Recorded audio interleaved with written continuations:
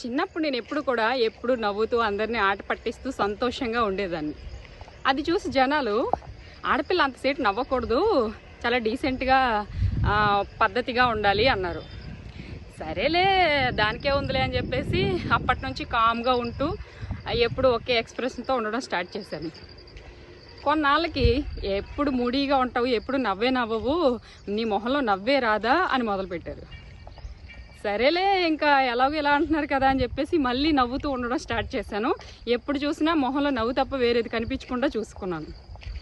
మళ్ళీ కొంతకాలానికి ఇంకా నవ్వు తప్ప ఇంకొకటి రాదా, అంతసేపు ఎందుకు నవ్వడము, టైం ఉంటే నవ్వాలి, అంటే టైం వచ్చినప్పుడు నవ్వాలి లేదంటే లేదు అన్నారు. ఎన్నిసార్లు మార్చుకోవాలి నన్ను నేను అనే ఆలోచన వచ్చింది నాకు. దీన్ని బట్టి మీకు ఏమర్థమైంది, నేను ఎలా ఉంటే బాగుంటుందో మీరే నాకు కామెంట్ చేయండి. ఇది జనాలు.